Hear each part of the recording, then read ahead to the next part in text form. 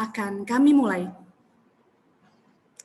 Kami informasikan bahwa host akan menonaktifkan mikrofon selama acara berlangsung. Dan kami himbau kepada para partisipan untuk tetap menonaktifkannya agar kualitas audio selama webinar Seminar Kewirausahaan berlangsung dapat terjaga dengan baik. Dan kami informasikan pula bahwa akan ada sesi foto bersama. Kami mohon Bapak Ibu dapat mengaktifkan kamera pada sesi tersebut. Terima kasih. Para partisipan yang berbahagia, mengawali acara webinar Seminar Kewirausahaan, mari kita mendengarkan lagu Kebangsaan Indonesia Raya sebagai wujud rasa cinta kita semua terhadap tanah air. Hadirin dimohon mendengarkan dengan hikmat.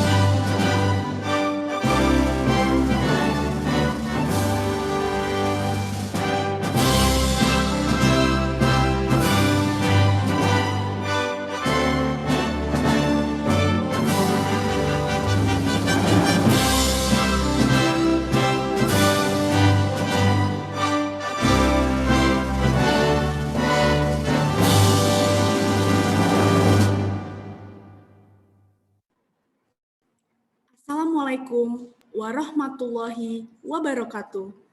Selamat pagi dan salam sejahtera untuk kita semua. Yang kami hormati, Ibu Dr. Kusmaningtuti Sandri Harmi Setiono, SH, LLM, Ketua Indonesia Banking School.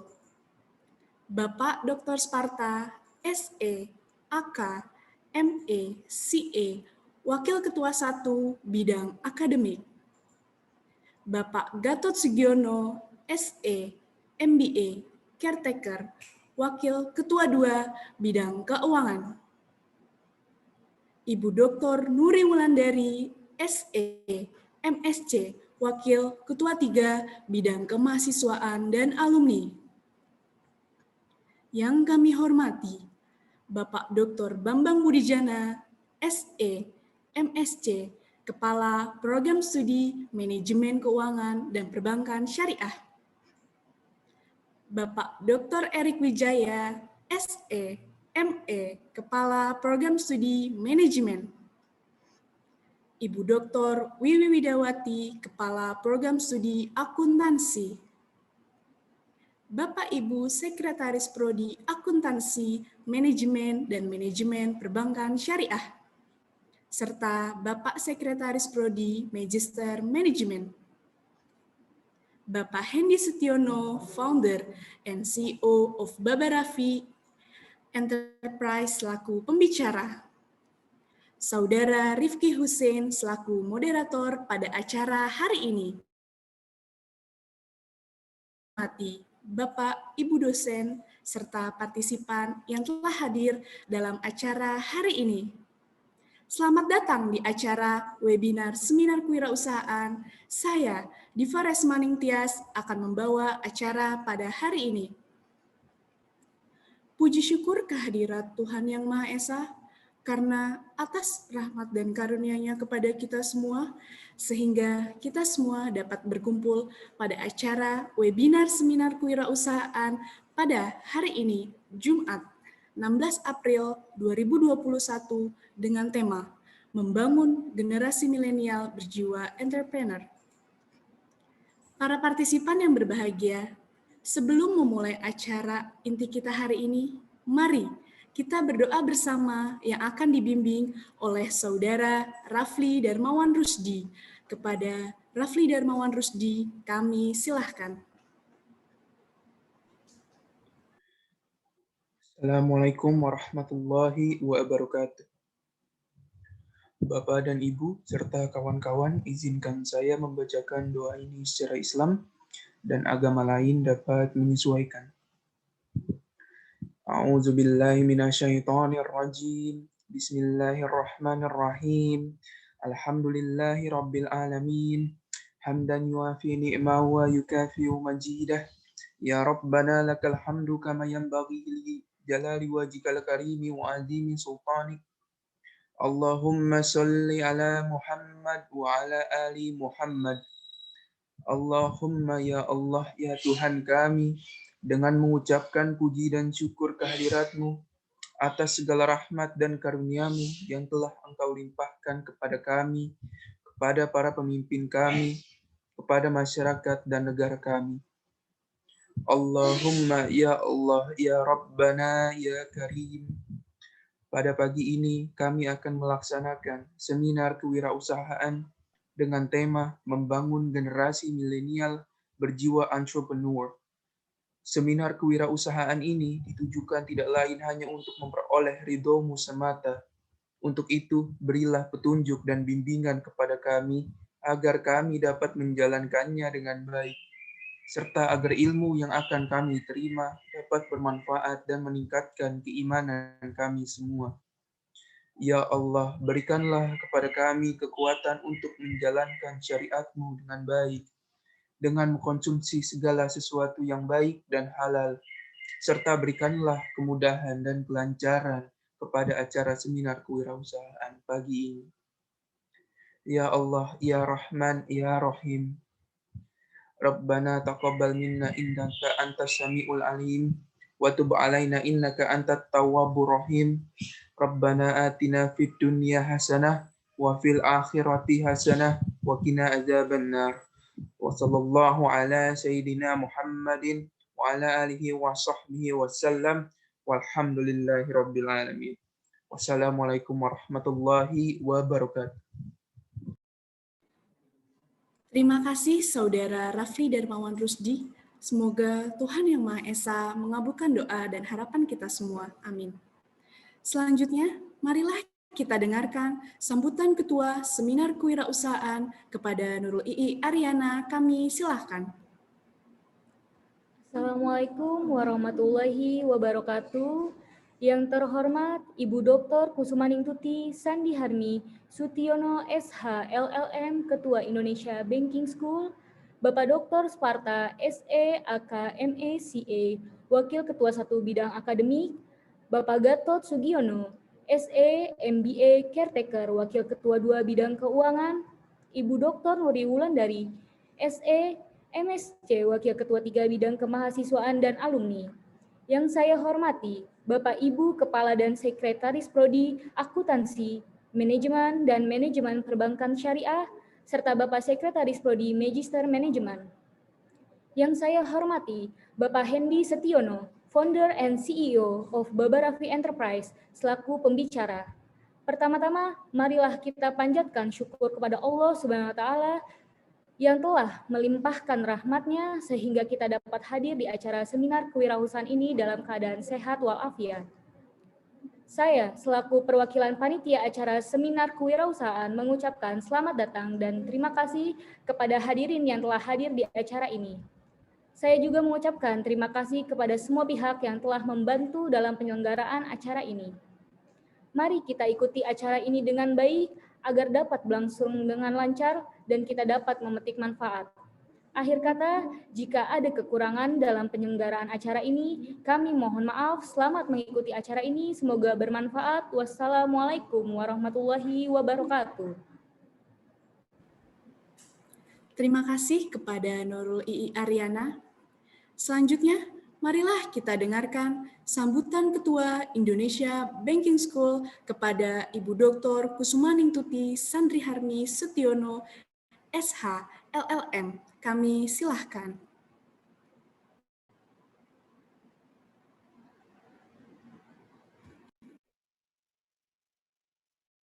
Yang terhormat narasumber webinar, Bapak Hendy Sutiono, pemilik bisnis kebab Bapak Raffi. Ananda Rifki Hussein, mahasiswa jurusan NKPS sebagai moderator. Yang terhormat Wakil Ketua 1 Bidang Akademik Bapak Dr. Sparta. Wakil Ketua 2 Bidang Keuangan dan SDM Bapak Gatot Sugiono SEMM. Wakil Ketua 3 Bidang Kemahasiswaan dan Marketing Ibu Dr. Wulandari. Yang terhormat para Kepala Prodi, Sekretaris Prodi, Tenaga Kependidikan, dan Bapak Ibu dosen STIE Indonesia Banking School. Ananda Pengurus Himpunan Mahasiswa Syariah STIE Indonesia Banking School yang diketuai oleh Ananda Hijaz Mubarak, Ananda Ii Ariana sebagai Ketua Penyelenggara acara seminar kewirausahaan, Ananda yang tergabung dalam kepengurusan organisasi mahasiswa STIE Indonesia Banking School, serta seluruh Ananda mahasiswa STIE IBS yang saya banggakan. Yang terhormat Bapak Ibu para mahasiswa perguruan tinggi lain di Indonesia yang hadir pada acara ini. Assalamualaikum warahmatullahi wabarakatuh. Salam sejahtera bagi kita semua. Om Swastiastu, Namo Buddhaya, salam kebajikan, salam. Puji syukur kami panjatkan kehadirat Allah Subhanahu wa Ta'ala. Karena atas rahmat-Nya lah dan karunia-Nya lah kita semua dapat bertemu secara daring pagi ini dalam acara seminar kewirausahaan dengan tema Membangun Generasi Milenial Berjiwa Entrepreneur yang diselenggarakan oleh Himpunan Mahasiswa Syariah STIE Indonesia Banking School Jakarta. Bapak, Ibu, Ananda, para mahasiswa yang saya muliakan. Seminar ini diselenggarakan oleh Himah Syariah STIE IBS dengan tujuan terutama untuk menumbuhkan pengetahuan mengenai wira swasta di kalangan mahasiswa dan masyarakat. Mengingat pada bulan April 2021 ini, kita semua di Indonesia masih berada dalam situasi pandemi COVID-19, di mana segala aktivitas tridharma perguruan tinggi, yaitu pembelajaran, penelitian, dan pengabdian masyarakat dilakukan secara full daring. Maka penyelenggaraan acara seminar ini dilakukan pula secara daring. Keterbatasan yang kita alami ini tidak dapat mencegah kegiatan aktivitas di kalangan mahasiswa Indonesia Banking School untuk tetap menggali pengetahuan dan skill dalam rangka mendapatkan kompetensi yang tinggi dan yang nantinya akan mampu bersaing di era perekonomian digital. Kegiatan yang dimasukkan juga untuk meningkatkan jiwa kewirausahaan di kalangan mahasiswa dan masyarakat, serta dimaksud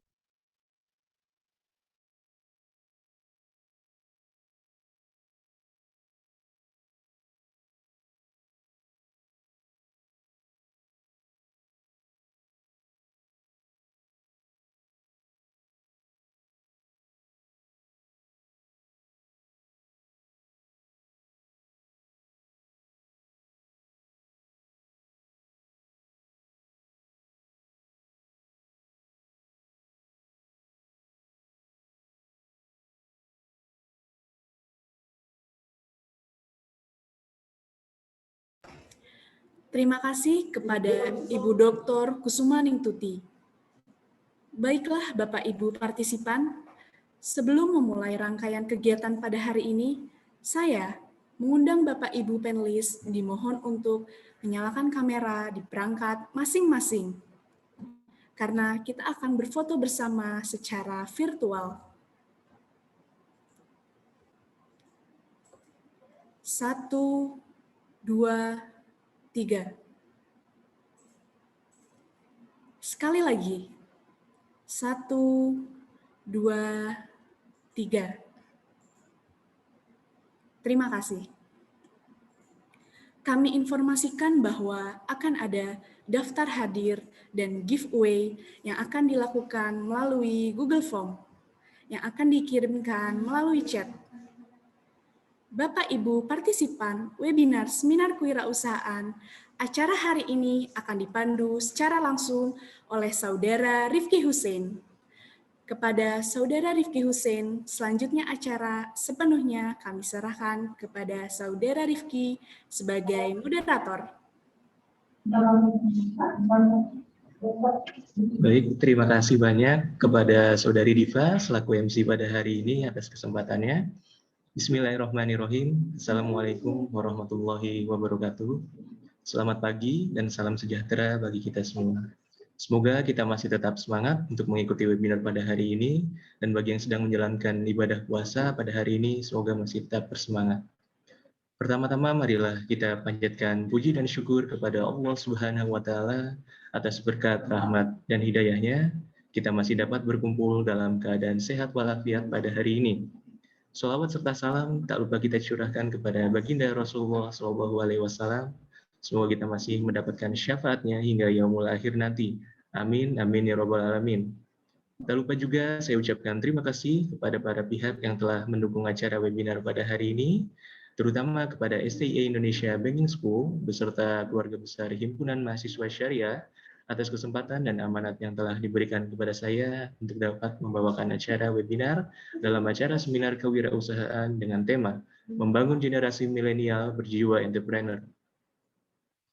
Kepada yang terhormat Ibu Dr. Kusumaningtuti Sandriharmi Sutiono, SH LLM, selaku Ketua STIA Indonesia Banking School, Bapak Dr. Sparta SE AK MACA, selaku Wakil Ketua 1 Bidang Akademik, Bapak Gatot Sugiono, SE MBA Caretaker, selaku Wakil Ketua 2 Bidang Keuangan, Ibu Dr. Nuri Wulandari, SE MSc, selaku Wakil Ketua 3 Bidang Kemahasiswaan dan Alumni.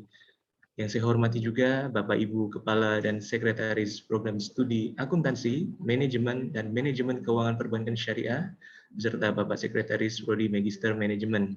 Dan yang saya hormati juga Bapak Hendy Setiono, selaku Founder and Group CEO Babarafi Enterprise, yang sekaligus menjadi pembicara pada webinar hari ini. Pada webinar kali ini, kita akan menyimak pemaparan materi yang akan dibawakan oleh Bapak Hendy Setiono, lalu akan ada sesi tanya-jawab. Dipersilahkan kepada para audiens untuk memberikan pertanyaan-pertanyaan terkait materi pada kolom Q&A yang telah disediakan. Dan nantinya akan ada hadiah menarik bagi para audiens yang memberikan pertanyaan-pertanyaan terbaiknya. Sebelum masuk pada sesi pemaparan materi yang akan diberikan, izinkan saya membacakan CV dari Bapak Hendy Setiono terlebih dahulu.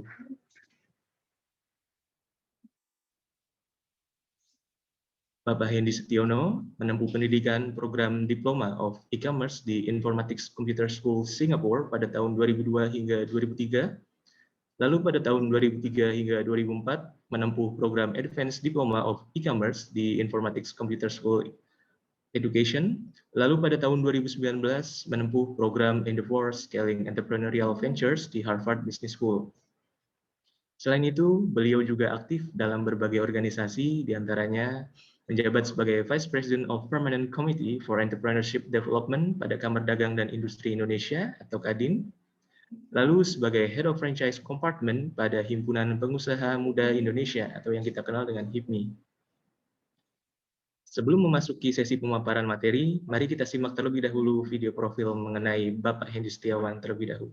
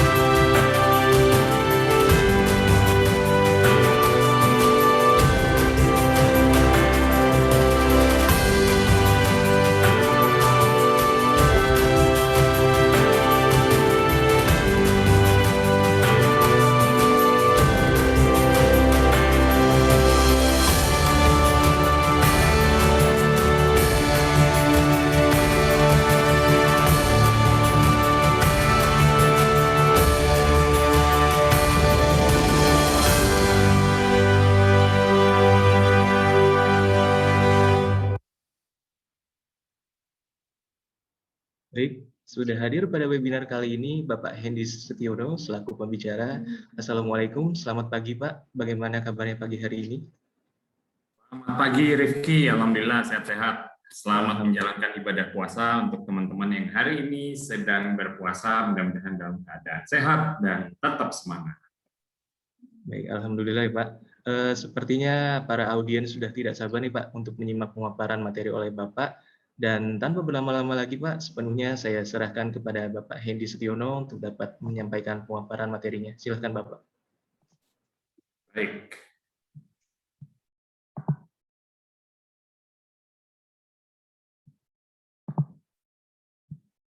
Oke. Ya, selamat pagi semuanya. Assalamualaikum warahmatullahi wabarakatuh. Perkenalkan, nama saya Hendy Sutiono, biasa dipanggil Mas Hendy. Terima kasih kepada IBS yang sudah mengundang saya di pagi hari ini untuk bisa sharing dan berbagi ke adik-adik dan teman-teman semua. Wah, ini luar biasa ya, kita webinar perdana di bulan suci Ramadan, sehingga mudah-mudahan berkahnya juga bisa kita sama-sama rasakan bersama. Nah, di pagi hari ini temanya adalah membangun generasi milenial yang berjiwa entrepreneurship, gitu ya. Jadi senang sekali saya diberi kesempatan untuk sharing pengalaman bagaimana memulai bisnis pada saat saya masih berstatus mahasiswa dan memulai bisnis di usia 19 tahun saat saya masih kuliah di Surabaya. Oke, mungkin saya sedikit cerita. Kebetulan tidak ada darah pengusaha dalam diri saya. Ibu saya, beliau adalah seorang guru, dan ayah saya, beliau bekerja sebagai karyawan di salah satu perusahaan di Qatar, Timur Tengah. Sehingga memang tidak ada darah pengusaha sama sekali dalam diri saya. Nah, singkat kata, ide awal saya memulai bisnis adalah pada saat saya jalan-jalan ke negara Qatar. Mengunjungi orang tua saya yang bekerja di sana, pada saat saya berlibur, dan di sanalah pertama kali saya menemukan ide makanan kebab. Karena di tahun 2003 saat itu belum ada yang berjualan kebab di Indonesia. Sehingga pertama kali saya mencoba makan kebab, akhirnya saya terinspirasi untuk memulai membuka bisnis kebab saya sendiri di Surabaya. Kembali ke Surabaya dengan modal awal 4 juta rupiah, saya mulai mendirikan gerobak putih milik saya sendiri yang saya mulai berjualan di dekat kampus di daerah Surabaya. Jadi dengan pengalaman yang minim, modal yang terbatas, dan tentu saja tidak punya background pengalaman bisnis, yang penting action, gitu ya, yang penting kita mulai dulu.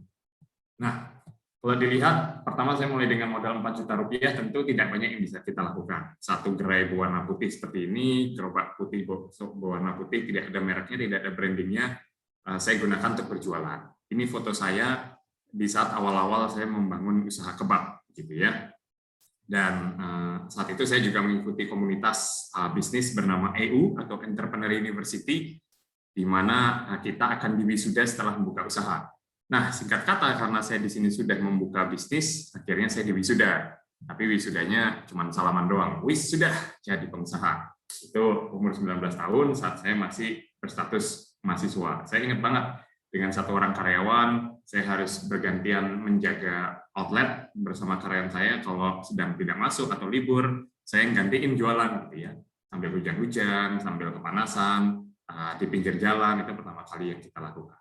Nah, dalam perjalanannya, karena saat itu saya tidak memiliki kemampuan branding, banyak konsumen yang bingung, ini jualan apa sih? Karena kebab di awal juga tidak begitu dikenal luas. Dan akhirnya banyak yang mengira justru kita berjualan martabak, karena outlet saya berwarna putih persis seperti penjual martabak di sebelah saya.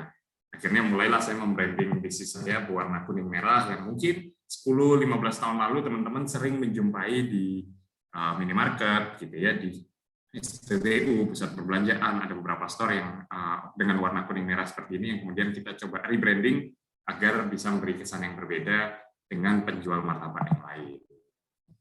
Nah, bersyukur dalam perjalanannya saat ini memasuki tahun ke-17, Barbaravi sendiri tidak hanya berkembang di dalam negeri dengan sistem franchise, dan jumlah gerainya bersyukur sekali saat ini membuka lebih dari 1.300 outlet, tidak hanya di Indonesia, namun di 10 negara lainnya. Terakhir, di bulan Desember 2020, kita membuka negara ke-10, yaitu di India, tepatnya di kota Kolkata, sehingga salah satu brand dalam negeri, UKM yang dilahirkan di kota Surabaya, ternyata bisa mendapat respon yang baik, dan bisa membuka cabang di luar negeri juga. Nah, tentunya kita tidak boleh berpuas diri, harus terus berusaha untuk belajar dan mengembangkan kemampuan kita dan memberi manfaat seluas-luasnya.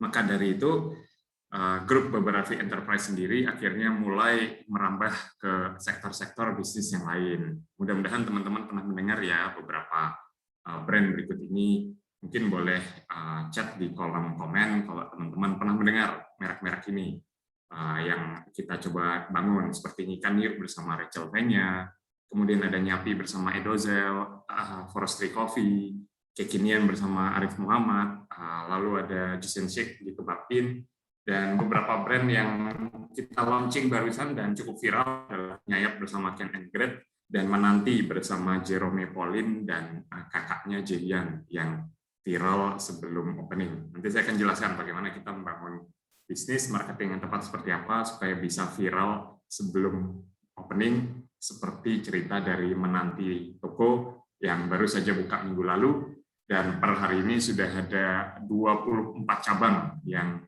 siap buka berikutnya. Nah, saya mau tanya dulu nih, teman-teman di bawah ini yang mengikuti Zoom webinar pagi hari ini, saya mau tanya, siapa yang bercita-cita pengen jadi pengusaha muda sukses? Yang bercita-cita pengen jadi pengusaha muda sukses, silahkan ketik di kolom chat dengan jawaban saya, amin, mudah-mudahan bisa jadi pengusaha muda sukses. Sehingga saya pengen tahu seberapa antusias adik-adik dan teman-teman pengen menjadi pengusaha yang sukses, gitu ya. Nah, sambil membaca chat satu-satu dari teman-teman, bagaimana sih opportunity business outlook di tahun 2021, gitu ya. Seperti kita ketahui bahwa di tahun 2020 kemarin terjadi pandemi yang menghantam banyak pelaku usaha, pelaku bisnis, dan bagaimana trennya di tahun 2021 seperti sekarang. Nah, rupanya di tahun 2021 walaupun pandemi belum sepenuhnya berakhir, gitu ya, namun kita sudah mulai terbiasa dengan kondisi ini, yang mungkin disebutnya bukan lagi new normal, tapi sudah next normal. Vaksin sudah ditemukan, dan kita sudah mulai terbiasa dengan menggunakan masker, tidak berjabat tangan, dan lain sebagainya, yang kemudian ini menjadi habit kita yang baru. Tentunya bisa kita lihat di bawah bahwa kebutuhan akan bisnis F&B masih akan terus bertumbuh. Jadi mungkin sering kita jumpai, tiba-tiba di tahun 2021 ini 3 hal yang sedang naik daun, gitu ya. Jenis investasi yang sedang naik daun itu ada 3 hal. Pertama adalah saham, ya, cryptocurrency itu sedang naik daun. Tiba-tiba banyak teman-teman milenial yang menjadi pakar saham, pakar kripto, gitu ya. 2, bisnis F&B. F&B juga sedang naik daun. Kenapa? Karena menjadi kebutuhan dasar, kebutuhan pokok. Di saat bisnis lain mungkin mengalami kesulitan, gitu ya, sektor pariwisata atau sektor properti, tidak dengan bisnis kuliner, karena menjadi kebutuhan dasar. Jadi yang sebelumnya berbisnis di sektor lain banyak yang pivot dan masuk ke bisnis F&B. Jadi 2, bisnis F&B sedang naik. Dan ketiga, bisnis franchise. Franchise juga sedang naik gila-gila. Jadi 3 ini yang sedang boom di tahun 2021, investasi dalam hal saham termasuk kripto. Kedua adalah F&B, kuliner, dan ketiga franchise. Jadi kebutuhan akan F&B ini masih menjadi sangat tinggi di tahun 2021, mengingat ini adalah kebutuhan dasar yang mungkin konsumen bisa menunda untuk membeli hal-hal lain, gitu ya, yang bukan menjadi kebutuhan primer, tapi tidak dengan kuliner karena menjadi kebutuhan dasar, gitu ya. Dan tentunya yang harganya affordable, yang sesuai dengan kondisi market sekarang. Pembelian secara online juga sedang naik daun, itu sebabnya sering kita jumpai adanya konsep ghost kitchen dan cloud kitchen yang tanpa memiliki store, tapi bisa dijumpai di aplikasi online. Nah, kalau saya cerita sedikit, bisnis versus pandemic. Gimana sih kondisi kita dalam menjalankan bisnis, walaupun di masa pandemi seperti sekarang. Kalau kita melihat flashback tahun lalu, tepat di bulan Maret dan April 2020, kita benar-benar bingung, gitu kan, lockdown, mall tidak buka, dan belum pernah ada kejadian seperti ini sebelumnya, sehingga semua bisnis mengalami penurunan yang sangat luar biasa, gitu ya. Namun sekarang kita sudah mulai terbiasa, sudah mulai ramai kembali, walaupun belum normal, tapi setidaknya sudah mulai beraktivitas menuju normal. Nah, challenges-nya seperti apa dan apa aja yang bisa kita lakukan? Tentunya, kalau kita lihat behavior konsumen sekarang sudah berubah, offline versus online sales. Sebelum pandemi, saya pribadi, beberapa outlet saya didominasi pada pembelian offline. Konsumen datang langsung membeli baik secara takeaway maupun dine-in.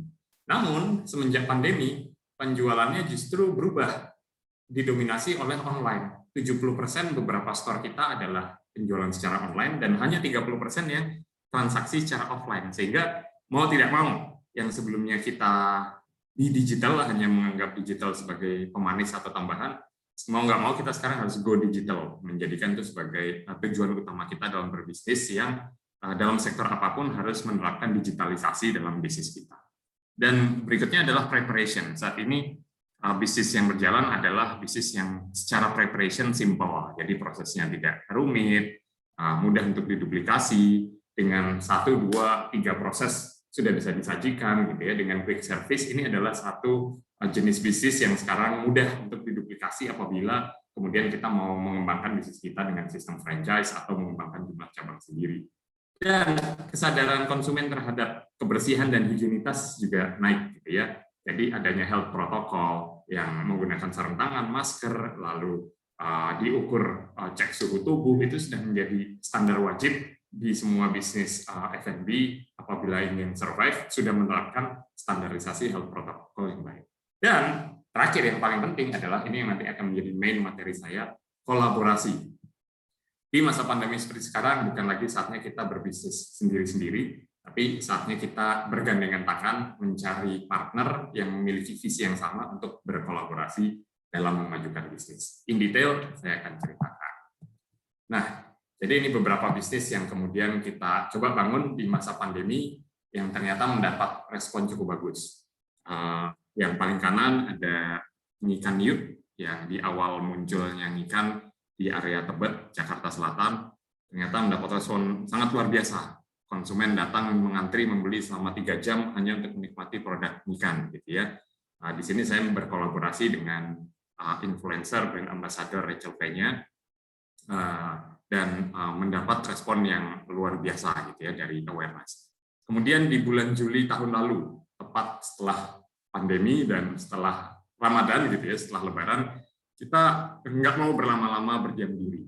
Kita melihat strategi yang paling pas untuk bisa survive di masa pandemi, supaya kita bisa bertahan. Ya, strategi bertahan yang paling tepat adalah dengan menyerang. Jadi yang strategi yang kita lakukan adalah justru membuka bisnis baru dan brand baru.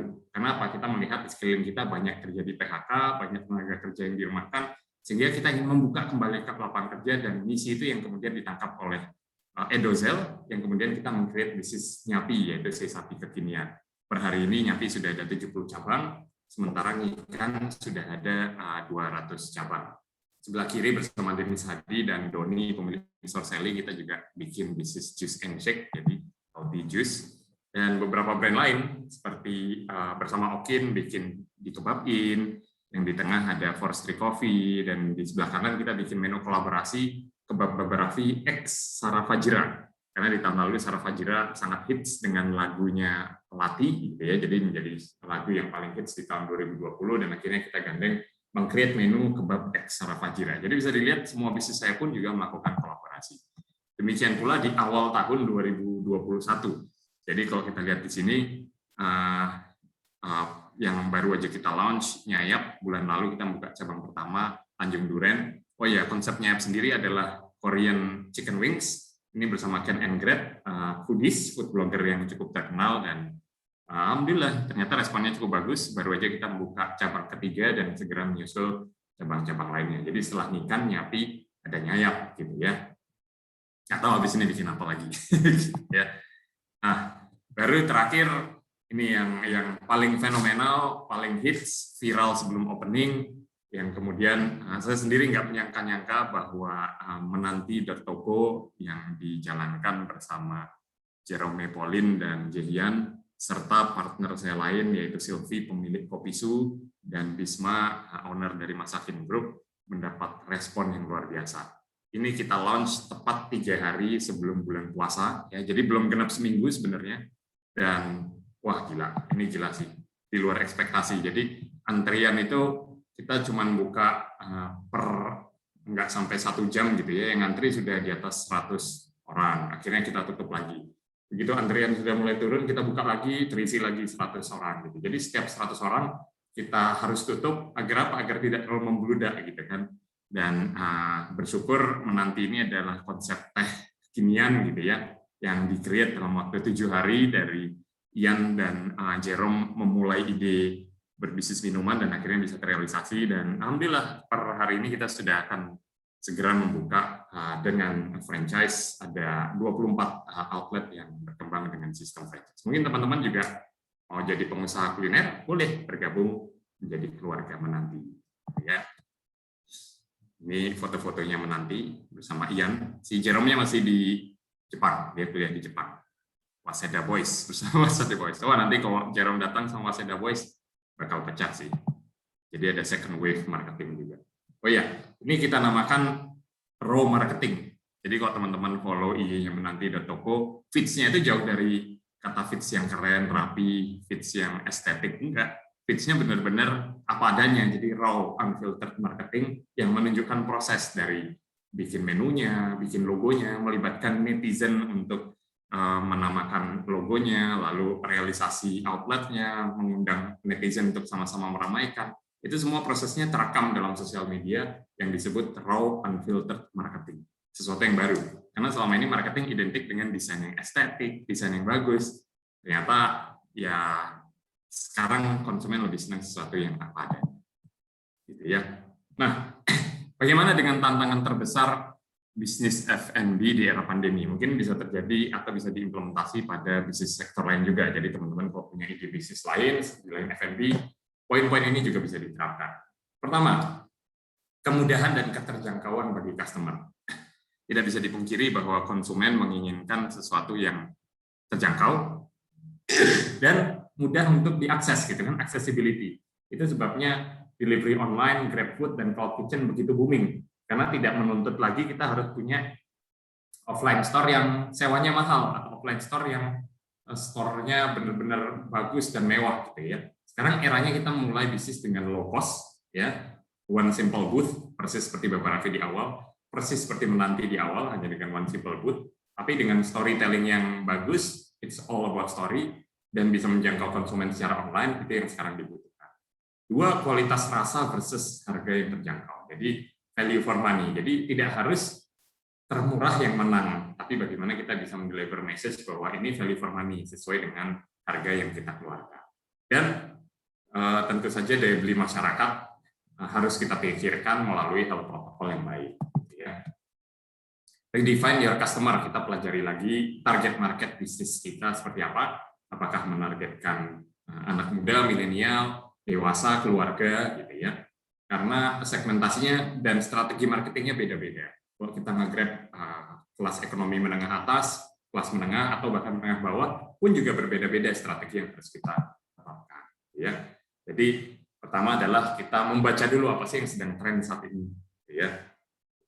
Tahun 2020 kemarin tren seisapi asap sedang booming. Ya. Seisapi asap sedang booming. Kita menangkap informasi tersebut, kita menangkap peluang tersebut, dan akhirnya kita melahirkan bisnis yang bernama Nyapi. Gitu ya. Tapi tentu harus berdasarkan intuisi yang tajam.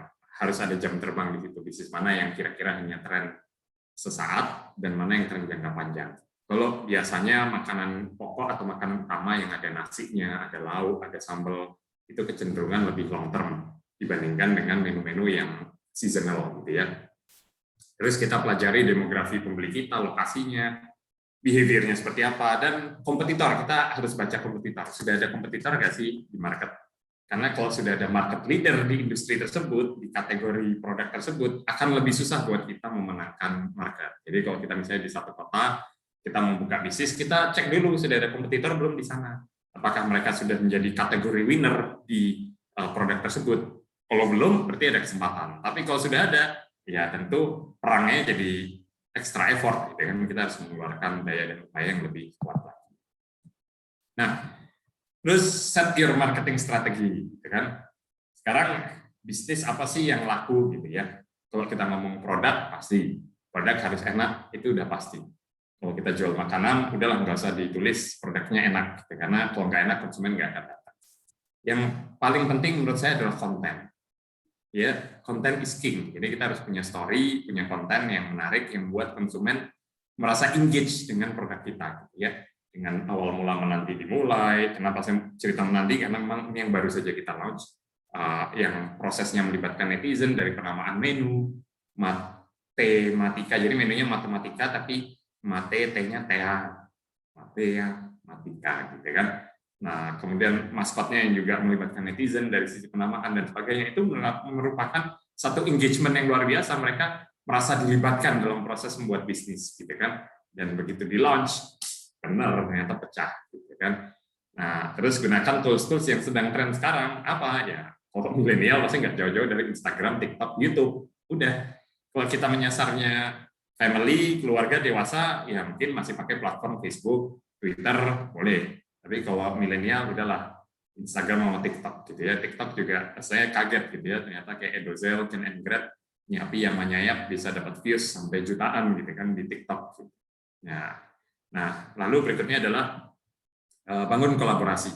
Cari partner yang memiliki expertise yang berbeda. Kalau kita punya kekuatan di sisi produksi, cari partner yang punya kekuatan di aspek marketing. Kalau kita punya kekuatan di sisi finance, permodalan, ya kita cari partner yang punya kelebihan di sisi operasional dalam mengelola. Saya pribadi paham dengan strength saya. Saya punya kekuatan di sisi F&B operation dan franchise, sehingga saya menggandeng partner yang punya skill lain, yaitu apa, influencers dan KOL yang punya followers banyak, bahkan jutaan. Jadi saya mencari brand ambassador, berpartner dalam mengembangkan setiap bisnis yang saya bangun. Ya. Lalu gunakan online platform. Zaman sekarang konsumen maunya melihat sesuatu yang ada di sosial media, ya di IG, di TikTok, lagi booming, lagi viral, udah habis itu mereka akan order via GoFood, GrabFood, atau Shopee Food. Jadi online to offline-nya harus kita mainkan, omni channel-nya harus kita mainkan di sektor bisnis apapun. Gitu ya. Nah, ini contohnya Nyapi yang sama Ko Edozel, followers-nya udah IG-nya udah 40.000 lebih. Bisa dilihat feeds-nya, ya. Feeds-nya bukan feeds yang desain cantik, ya. Feeds-nya desain-desain yang apa adanya, yang menunjukkan proses, gitu kan. TikTok-nya juga udah 100.000 followers lebih, beberapa view-nya juga ada yang FYP, gitu ya. Ini 45K. Dan kita bikin filter, gitu kan. Filter IG, nanti teman-teman yang pakai, yang post di Instastory, bisa ada giveaway, jadi engagement-nya terjadi. Nah, hal-hal begini, story-story ini yang lucu-lucu yang ternyata sedang disukai oleh market. Ya. Nyayap juga sama Ken and Greg. Jadi Ken pasangan suami istri, Ken sama Greg. Foodies, mereka suka mereview makanan. Jadi mungkin teman-teman foodies mengenal selain Magdalena, Tan Boy Kun, sama Next Carlos, ada Ken and Greg. Nah, Ken and Greg ini followers-nya juga cukup banyak, baik di platform YouTube, IG, dan Twitter. Dan ternyata benar, begitu kita launch Nyayap atau Korean Chicken Wings, responnya booming. Ya. Nanti juga yang viral sebelum opening, kita sebelum hari pertama opening followers sudah 200.000 followers, gila. Ya, sekarang nyari followers IG, terutama untuk brand ya, itu susah gitu ya. Tapi menanti ternyata udah bisa bikin terobosan baru dengan mendapatkan 200.000 followers di hari pertama opening. Dan belum seminggu, per hari ini sudah ada 24 outlet kemitraan yang siap buka. Belum seminggu dari cabang pertama beroperasi. Nah, tipsnya, bagaimana sih tipsnya kita dalam membangun bisnis ala milenial, generasi muda, gitu ya, sesuai tema kita hari ini, kewirausahaan berbisnis generasi muda ala milenial. Jadi mungkin saya cerita dikit ya, perbedaan zaman saya dulu mulai bisnis 10-15 tahun yang lalu sampai sekarang, gitu ya. Kalau 10-15 tahun yang lalu, kita jadi entrepreneur itu dianggap gila. Saya sama teman-teman saya dianggap gila. Kenapa? Karena mayoritas teman-teman saya pengennya setelah sekolah, lulus, lalu bekerja di perusahaan swasta atau asing gitu ya. Tapi enggak dengan saya justru mulai berjualan makanan, berjualan kebab di pinggir jalan. Yang saat itu sama teman-teman saya dianggap remeh, underestimate. Gitu ya. Saya malu. Ya, yang saya lakukan adalah saya hanya bisa menghilangkan rasa malu dan gengsi dan memberanikan diri buat mengembangkan bisnis ini. Dan berbeda dengan sekarang, anak muda sekarang kebalikannya, sekarang cita-citanya pengen jadi entrepreneur. Gitu ya. Menjadi entrepreneur itu adalah lifestyle. Dianggapnya menjadi entrepreneur itu keren, gitu kan? Padahal entrepreneur itu setiap hari bertemu dengan masalah dan persoalan, gitu kan? Jadi kalau pekerjaan kita sebagai entrepreneur jangan dilihat yang enak-enaknya aja, tapi bagaimana kita setiap hari dealing dengan situasi-situasi yang abnormal, situasi-situasi yang benar-benar di luar kondisi standar. Ya, ini yang harus kita atasi setiap harinya. Nah, tipsnya kalau kita mau membangun bisnis yang viral adalah maksimalkan sosial media buat berinteraksi. Jadi konten itu sama pentingnya dengan produk. Jadi jangan hanya dianggap bahwa oh saya punya produk rasanya enak, saya bisa bikin atau tanpa saya bisa bikin bakal booming. Kalau kita nggak punya story yang menarik yang bisa berinteraksi dengan sosial media, maka akan susah buat take off brandnya. Yang kedua, ya kita pakai sosmed juga untuk menerima masukan dan saran. Jadi input, komplain dari keluhan pelanggan, wah antriannya lama, wah ini itu apa dan sebagainya, itu harus kita jadikan sebagai masukan untuk perbaikan kita ke depannya gitu kan, input-input yang dimasukkan sama konsumen. Nah, lalu manfaatkan fitur highlight, ini bisa jadi katalog online buat teman-teman yang pengen tahu cabangnya di mana, lokasinya di mana, atau menunya ada apa aja sih, ada promo apa aja, atau ada testimoni apa aja yang pernah dibeli sama artis-artis gitu ya. Jadi bisa kita masukkan di fitur highlight, supaya apa? Supaya bisa menjadi semacam katalog online. Jadi sekali lagi, konten sebegitu pentingnya, sebegitu seriusnya sama seperti produk yang mau kita launch. Nah, berikut adalah strategi apabila kita ingin mengembangkan bisnis, improving unique selling point for your business. Ini bisa diimplement ke bisnis teman-teman yang lain, tapi saya ambil contoh usaha F&B. Apa sih yang bisa kita lakukan? Ada 8 poin supaya membuat bisnis kita survive di masa pandemi. Key highlight yang saya berikan di sini adalah key highlight bagaimana sih caranya di tahun 2021 kita bisa menjadi juara, di tahun 2021 kita bisa menjadi pemenang dalam bisnis yang kita jalankan. Yang pertama, go digital, ya, digitalisasi. Ya dalam hal ini kalau bisnis makanan pasti nggak lepas dari GoFood, GrabFood, ShopeeFood, gitu kan. Jadi kita harus membuat platform kita ramah dengan online delivery, ya. Jadi mudah dijangkau, banyak promo, gitu kan. Solusi buat generasi mager, anak mager sekarang maunya udah dah kita nge-GoFood aja yuk, kita cari apa yang lagi promo, kan. Itu yang pertama. Yang kedua adalah mulai dengan sesuatu yang low cost. Kalau saya ada pilihan memulai bisnis buka di mall dengan sewa mahal, atau membuka di ruko atau kios dengan sewa yang lebih terjangkau dan standalone, saya memilih untuk buka di ruko atau booth gitu ya, karena modalnya tidak terlalu besar, hemat biaya, dan maksimalisasi penjualan secara online. Lalu viralable, zaman sekarang lagi-lagi kita harus membuat bisnis kita viral gitu kan, ya, tapi dalam arti positif gitu ya, bagaimana kita pasang misalnya diliput. Kalau dulu mungkin zaman saya dulu di awal bisnis diliput majalah, koran, TV supaya kita dapat awareness yang baik. Sekarang enggak, supaya viral kita harus membuat konten yang unik yang kemudian bisa di sosial media beredar, bahkan diulas di lambe turah gitu kan. Beberapa brand kita kayak Nyapi X Kebab In antara Koedozel dengan Okin kemarin sempat viral masuk di lambe turah misalnya. View-nya sampai 3 juta view. Nah, hal-hal seperti itu kan menjadi marketing yang gratis gitu ya. Unikable. Produk harus memiliki keunikan yang berbeda dibandingkan yang lain dari sisi menunya, packagingnya, produknya. Kita harus menawarkan sesuatu yang berbeda dari yang sudah ada. Itu sebabnya kita harus cek sekitar sudah ada nggak sih yang menjalankan atau memiliki menu sejenis. No kompetitor juga penting, bahwa menjadi trend center terutama di area yang mau kita kembangkan. Apakah sudah ada kategori winner di sini? Kalau belum ada kategori winner, kita bisa berpotensi menjadi nomor 1. Tapi kalau kita hanya menjadi follower, pastikan kita memiliki keunikan yang berbeda dibandingkan existing kompetitor yang sudah ada. Lalu cari bisnis yang repeat, yang orang mau membeli kembali gitu ya, nggak cuma sekali beli habis itu udahan, tapi bagaimana mereka membeli dan membeli lagi dan seterusnya. Sustainable, bahwa bisnis harus sustain, kuncinya adalah bangun tim. Jadi nggak bisa kita kerja sendiri gitu ya, kita cari partner, cari tim supaya bisnisnya sustain. Kalau kita sendiri menghadapi masalah, memikirkannya sendiri. Tapi kalau kita punya partner, punya tim, kita sama-sama memikirkan jalan keluarnya. Dan terakhir, bisnis harus bisa ekspansi, baik dengan sistem franchise, membuka cabang sendiri, atau pendanaan melalui venture capital atau private equity. Intinya bisnis harus grow atau scaling. Karena bisnis yang sekarang sedang rame bisa habis termakan zaman dengan adanya tren-tren baru yang muncul. Gitu ya. Sehingga kalau kita tidak expand, kita tidak membuka cabang atau membuka bisnis baru, maka kita akan ketinggalan zaman, gitu ya. Nah, apa yang harus dilakukan setelah masa pandemi berakhir. Gitu ya.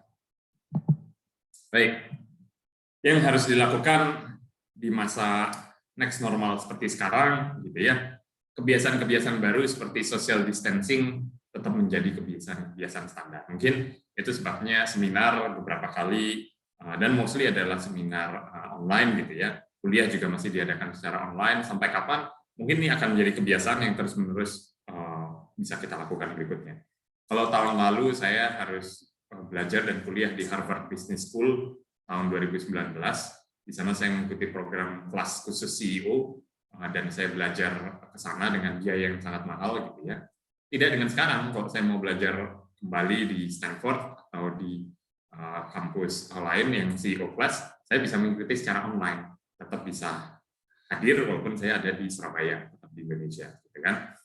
Nah, kemudian stay at home economy is new normal, jadi mereka maunya udahlah pesan makan di rumah aja.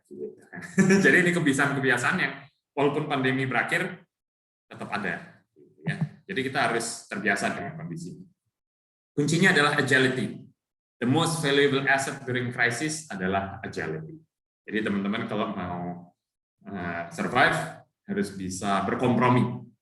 Idealisme penting, tapi kita harus bisa berkompromi dengan keadaan. Jadi fleksibel, mampu beradaptasi dengan keadaan adalah mereka yang akan menang justru di masa pandemi seperti sekarang. Ya, ini ada satu kata-kata yang bisa kita gunakan. Jangan takut, ya. Terus kreatif dan inovatif di masa pandemi sekarang, harus kreatif dan inovatif. Jangan mudah merasa puas, ya. Harus terus berusaha untuk memberikan yang terbaik, memberi manfaat seluas-luasnya.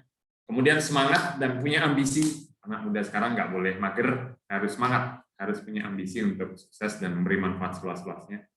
Kolaborasi is king, gitu ya. Kita nggak bisa ngerjain semua sendiri. Jadi sekarang eranya kolaborasi, berikan added value, networking, dan terus belajar. Networking juga penting. Kenapa? Karena banyak teman, banyak rezeki, banyak ngopi, banyak rezeki, gitu ya. Jadi semasa kalian masih muda, kuliah, perbanyak pergaulan di kampus, gitu ya, di teman-teman, di kegiatan-kegiatan non formal untuk memperluas jaringan supaya apa? Siapa tahu itu nanti mereka yang akan menjadi calon partnermu di masa depan, gitu ya. Bangun bisnis dengan orang-orang yang memiliki kapabilitas yang dapat dipercaya. Kalau saya bisnis minuman, saya akan mencari partner yang punya ekspertis di bidang minuman. Itu sebabnya menanti saya berpartner dengan Sylvie, pemilik Kopisu. Kopisu udah 200 cabang. Walaupun saya punya Forestry Coffee, tapi saya tetap berkolaborasi dengan Sylvie yang punya Kopisu. Kenapa? Karena dia memiliki ekspertis di sektor minuman, sehingga begitu kita create nanti ada grup Kopisu, ada grup Berafi, ada grup Jerome sama Jehian, udah pecah nih barang, Jadi kuncinya adalah bangun bisnis dengan kapasitas yang sesuai dengan bisnis yang mau kita jalankan. Lalu melakukan team building pasti butuh semua poin ini ya. Training, coaching, set goal-nya mau kemana, support, motivation, solusi, dan skill. Jadi kita harus mengupgrade tim kita agar memiliki kemampuan-kemampuan ini dalam membangun bisnis yang lebih sustain. Ya. Lalu terakhir juga, a goal without a plan is just a wish, bahwa teman-teman punya rencana, tapi kalau nggak action ya cuma jadi angan-angan doang, Jadi pastikan pengusaha yang sukses adalah pengusaha yang bukan nanya-nanya terus, tapi adalah pengusaha yang action yang dijalankan. Ya, saya pikir itu sebagai pengantar awal dari saya ucapkan terima kasih. Selanjutnya saya serahkan ke moderator untuk sesi tanya-jawab. Silakan. Baik, terima kasih banyak Pak Hendy Stiono atas pemaparan materinya, sangat luar biasa nih Pak. Di situ juga saya melihat satu poin penting Pak, di mana sesuai kata Pak Mas Hendy Stiono tadi, Mas aja yang manggilnya ya? Sesuai kata Mas Hendy tadi, sekarang itu bisnis sudah nggak zaman lagi untuk bersaing satu sama lain, tapi harus bergandengan satu sama lain. Itu mengingatkan saya sesuai pepatah Pak, kenapa dijadikan musuh kalau bisa dijadikan teman. kurang lebih seperti itu. Bener banget Rifki, wah keren kamu ini analoginya. Ya, tadi di awal-awal juga kita melihat tuh Pak, untuk melihat seberapa antusias dari para peserta yang ingin menjadi wira swasta ya Pak, itu hampir dari sepenuhnya Pak, dari total 250 peserta ini semuanya ingin menjadi seorang wira swasta, seperti itu Pak. Baik. Amin. Ya, saya lihat antusias sekali ya teman-teman. Luar biasa ya Pak. Baik. Jadi selanjutnya ini kita akan masuk pada sesi tanya jawab nih Pak. Di mana untuk alurnya sendiri, apakah Mas Hendy ingin menampung beberapa pertanyaan terlebih dahulu atau menjawab satu persatu secara langsung nih Mas? Nanti bisa dibacakan pertanyaannya sama Mas Rifki, nanti saya coba jawab satu persatu boleh. Jadi kita coba satu persatu dulu ya Mas. Oke. Jadi pertanyaan yang pertama ini Mas datang dari Satrio Deriski. Dari Satrio Deriski, pertanyaannya, apakah yang harus dilakukan serta strategi apa yang dilakukan pertama kali dalam membangun bisnis usaha? Apakah menentukan marketnya dulu, kemudian produk, ataukah produknya dulu, kemudian market? Lalu bagaimana cara membuat atau membangun brand yang melekat di hati? Ya. Kurang lebih seperti itu Pak. Saya pikir jawaban ini pertanyaan bagus ya. Jadi ini terkait dengan business plan atau perencanaan. Saya pikir ini pertanyaan bagus karena kita harus menjalankan atau melihat kedua aspek tersebut bersamaan. Di sisi produk yang mau kita jual maupun target market yang ingin kita bidik gitu ya. Jadi ini bisa disusun bersamaan. Produknya sesuai nggak dengan target market kita gitu kan. Nah, apakah di sisi harga udah sesuai, kemudian di sisi produk bisa diterima, dan kuncinya adalah data. Sebelum kita launch, kita harus terlebih dahulu punya data, kita harus terlebih dahulu melakukan validasi, kita melakukan survei internal gitu kan, kita test food, dan kita minta scoring hasilnya, kita minta feedback. Lakukan sampling sebanyak-banyaknya, 40 sampling, 50 sampling, untuk setiap produk menu yang mau kita keluarkan. Kemudian kita tanyakan apakah ini sesuai dengan target marketnya secara produk, gitu kan? Nah, apabila semua data tersebut sudah dikumpulkan, kemudian kita sudah lakukan validasi, dan ternyata hasil sampling menunjukkan mereka cocok dan mau repeat order, yang terpenting itu mau repeat order, gitu ya, mau membeli kembali, maka sudah bisa masuk ke tahapan berikutnya, yaitu pembuatan brand dan tahapan pembuatan logo yang sesuai dengan target marketnya. Nah, kemudian supaya bisa top of mind bagaimana? Ya kalau zaman sekarang memang eranya kita interaksi gitu ya, jadi membangun storytelling yang baik, tapi harus diikuti dengan membangun manajemen. Jadi jangan dilihat hanya di sisi yang muncul di sosial media doang. Di belakang tersebut pasti ada tim yang melakukan preparation, ada manajemen yang solid, yang jumlahnya juga ratusan orang karyawan yang untuk memastikan sustainability-nya bisa jalan. Kenapa? Karena kalau cuma hype di sosial media tanpa dibekali dengan penguatan secara manajemen, itu hanya sementara doang, jadi nggak akan last long gitu kan. Yang membuat sustain adalah bagaimana tim di belakangnya memiliki kemampuan dalam mengeksekusi sebuah ide dan produk. Begitu, Rifki. Jadi mungkin pertama kita melakukan riset terlebih dahulu ya Pak, ibaratnya. Betul. Untuk menentukan brand apa yang paling cocok untuk sekarang, lalu diperlukannya juga pengelolaan SDM atau tim agar usaha bisnis itu mampu bertahan atau sustain ya Pak, seperti itu. Yes. Semoga menjawab pertanyaannya. Lalu ada pertanyaan kedua nih Pak, datang dari Rizka Rohma Silviana. Pertanyaannya adalah terkait dengan brand, apakah yang harus dilakukan kita sebagai pelaku usaha terkait produk-produk lokal yang kita jual secara penjualannya semakin berkurang? Apakah yang harus dilakukan kita dan apakah kita harus mengganti brand yang baru? Dan jika mengganti brand yang baru, apakah ada resikonya, Pak? Iya, jadi memang nggak bisa dipungkiri masa pandemi ini masa-masa yang sangat sulit, gitu ya. Banyak pelaku usaha yang harus berjuang supaya tetap bisa survive. Banyak di antara mereka yang harus gulung tikar, tutup. Bahkan saya sendiri pun juga dalam usaha saya yang lain, banyak cabang yang kemudian juga harus saya tutup sementara gitu ya, sampai marketnya membaik, kemudian kita lakukan reopening kembali. Jadi ini hal yang biasa. kita harus membaca situasi dulu, apakah market di daerah tersebut sudah pulih atau belum gitu ya. Nah, kuncinya adalah jangan dipikirin sendiri. Kalau saya, ya, kalau kita punya problematika, persoalan, jangan dipikirin sendiri. Kalau kita punya kemampuan di sisi produksi, tapi lemah secara pemasaran, nggak ada sales, ya kita cari partner atau tim yang punya capability di bidang marketing, gitu kan. Dan semua punya skill yang berbeda-beda. Jadi ngapain kita kerja sendiri gitu kan, seperti Superman. Tapi bangunlah Avengers yang punya expertise dan keahlian yang beda-beda. Di saat kita hanya fokus dengan skill kita, keahlian kita, dan partner kita melengkapi di sisi yang lain, itu akan memudahkan kita justru bisa bergandengan tangan di masa sekarang. Ada 61 juta pelaku UMKM di Indonesia. Sehingga ada 61 juta kolaborasi yang mungkin bisa kita lakukan dengan industri dan sektor yang berbeda-beda. Jadi kalau di masa pandemi ini mengalami hentaman yang luar biasa, termasuk saya, ini adalah krisis keempat yang saya pribadi alami. Namun saya berprinsip pada satu moto, strategi bertahan yang baik adalah dengan menyerang. Jadi justru bukan dengan defensif dan menutup outlet, tapi justru bagaimana kita berkreasi dan berinovatif dalam mengembangkan brand-brand yang justru bisa cocok dengan masa pandemi sekarang. Begitu Mas Rifki. Baik, jadi suatu usaha itu nggak zaman lagi untuk dipikirkan sendiri-sendiri, Pak, tapi melainkan bersama tim, Pak. Betul. Oke. Selanjutnya nih Pak, ada pertanyaan dari Agung Prasetyo.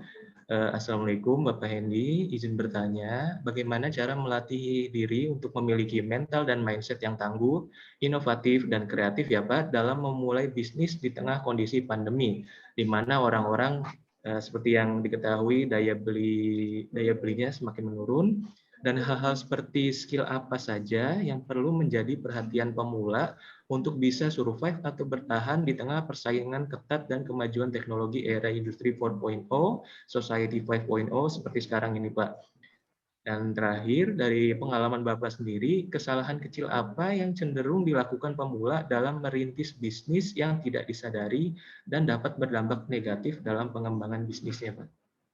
Oke, saya jawab yang kedua dulu deh. Kesalahan apa yang pelaku usaha pemula sering lakukan gitu ya? Adalah, ya karena ini konteksnya yang undang adalah IBS ya, Indonesia Banking School. Jadi saya coba kaitkan dengan jawaban yang terkait dengan finance. Adalah menggabungkan uang usaha dengan kebutuhan pribadi, gitu ya. Menganggap bahwa omset hari ini adalah uang yang bisa kita pakai buat pengeluaran, langsung dianggap profit, gitu kan. Wah, dapat omset nih hari ini, langsung kita pakai buat senang-senang, belanja-belanja, hal-hal konsumtif, kebutuhan sehari-hari. Padahal seharusnya omset tersebut harusnya dipisahkan, digunakan untuk apa? Operasional besok. Membeli bahan baku, gitu kan, cadangan biaya sewa tempat, membayar gaji karyawan, gitu kan, baru kemudian ada laba ditahan. Nah, banyak yang salah kaprah dalam mengelola bisnis di awal dengan menggabungkan uang usaha dengan uang kebutuhan pribadi. Sehingga pada saat akhir bulan, begitu melakukan report, loh ini mana sisa uangnya? Nggak ada. Saya udah dipakai sendiri, gitu kan, buat kebutuhan pribadi. Nah, seharusnya adalah dengan memisahkan kebutuhan uang bisnis maupun uang usaha. Itu yang di awal-awal. Tapi kalau pengalaman saya sendiri di awal-awal adalah bagaimana kita, ya terutama jawaban untuk mahasiswa ya, karena saya melihat teman-teman banyak mahasiswa, adalah mentality issue. Jadi nggak pede, kemudian rasa malu, rasa gengsi, kemudian mental block, itu yang harus pertama kali dihilangkan. Teman-teman kalau mau sukses, mau berhasil, hilangin dulu deh rasa malu dan gengsi, gitu ya. Kita yang penting mulai dulu gitu kan, yang penting kita action, kita tunjukin, ntar percaya yang tadinya menghina gitu ya, nanti kalau udah sukses akan berbalik gitu kan. Jadi udah lu tinggal buktiin aja gitu kan, ke calon mertuamu, ke yang tadinya dianggap remeh, apa cuman pebisnis gini doang, tapi ntar kalau sukses pasti gantian gitu kan. Nah, terus hal-hal apa aja yang harus diperhatikan? Saya pikir kalau 3 aspek yang harus diperhatikan adalah brand. Pertama, membangun brand itu penting. 2, manajemen. Kalau kita nggak bisa bisnis sendiri, tapi investasi yang harus kita lakukan adalah membangun manajemen. Dan yang ketiga adalah bagaimana kita berpikir kreatif dan inovatif. Kunci kita bisa survive di masa sekarang adalah kreativitas, dan itu yang dimiliki anak muda sekarang dibandingkan generasi yang sudah berumur. Anak-anak muda sekarang menang dengan ide-idenya yang kreatif, dan inovatif. Begitu, Rifki. Baik, jadi untuk menghindari kesalahan-kesalahan tersebut, mungkin perlunya pengelolaan keuangan yang baik ya Pak, seperti tadi kata Pak Hendy sendiri, memisahkan antara tata kelola keuangan bisnis dan juga pribadi ya. Oh, jangan dicampur-campurin. Itu penting. Lalu untuk membangun sebuah mental pengusaha yang baru itu nggak boleh malu ya, karena seperti kata Pak Hendy tadi, kalau ya intinya menahan rasa malu lah ya, untuk agar bisnisnya masih tetap survive gitu Pak.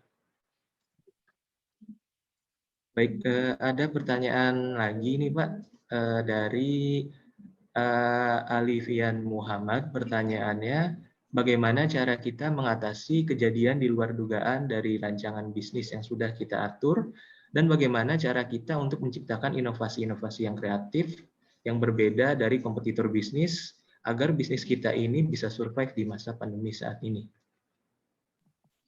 Ya, ini pertanyaan yang bagus. Karena sejatinya ini yang saya kerjakan setiap hari, gitu ya.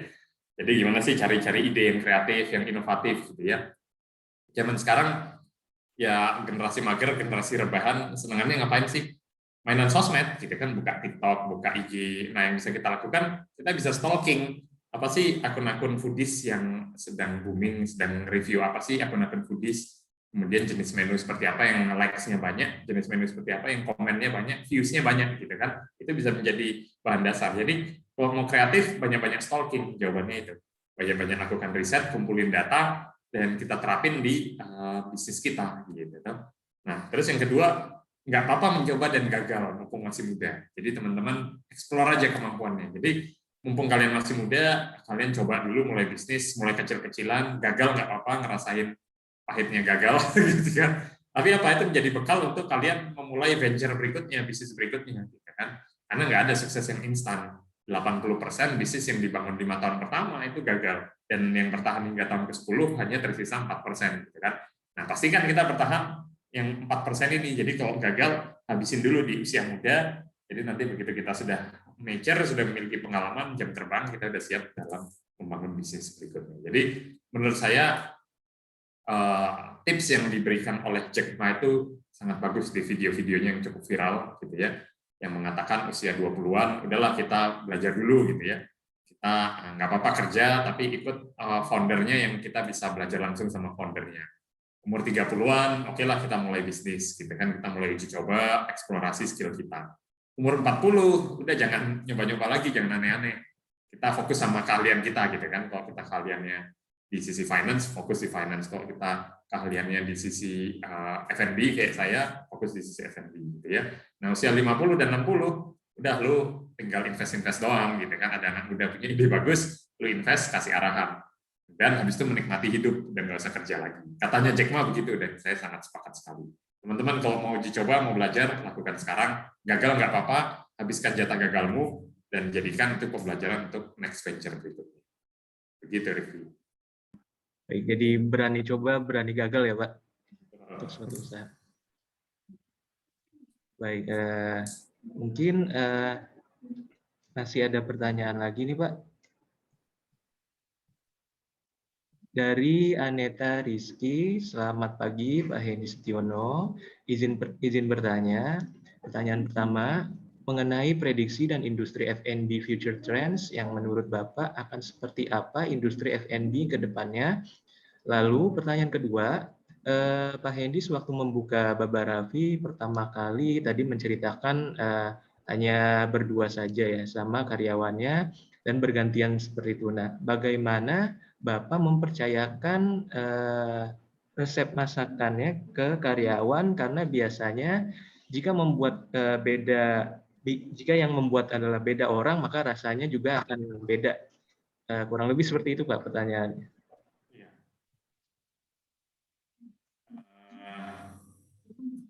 Sorry, yang pertama tadi apa, Rifki? Poinnya? Yang pertama itu F&B, oke, udah dapat. Tren F&B ke depannya, Pak. Oke, saya nggak bisa membaca terlalu jauh gitu ya, tapi saya mungkin bisa membaca yang akan jadi tren di tahun 2021. Cloud Kitchen dan Ghost Kitchen akan tetap booming di tahun 2021. Low cost business, orang masih terbatas dalam melakukan ekspansi gede-gedean. Jadi mulai dari sesuatu yang kecil gitu ya, bisnis skala ruko, skala kios akan bermunculan. Lalu fokus sama menjadi kebutuhan pokok gitu ya.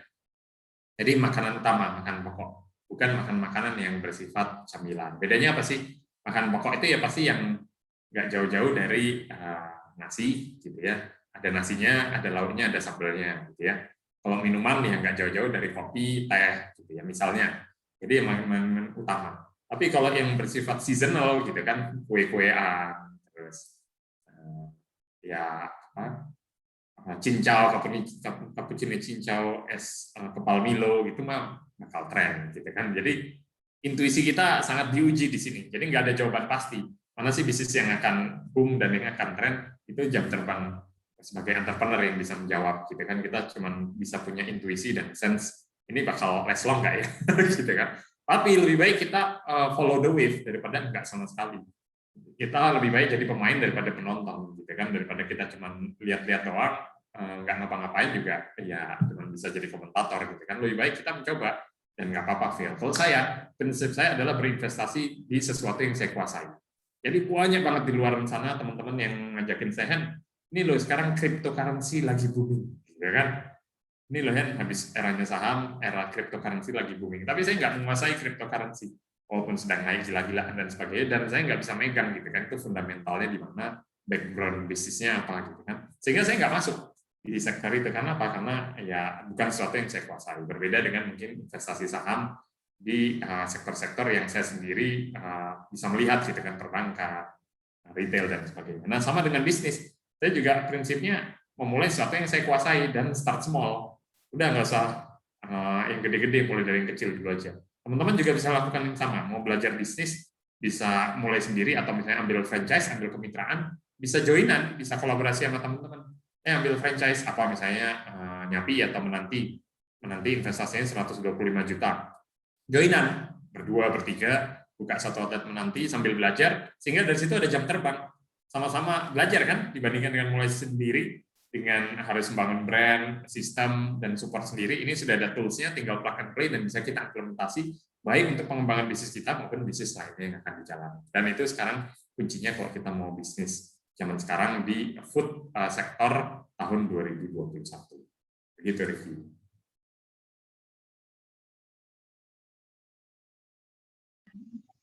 Baik, jadi untuk prospek F&B-nya ini sendiri nggak pasti ya Pak ke depannya seperti itu. Oke.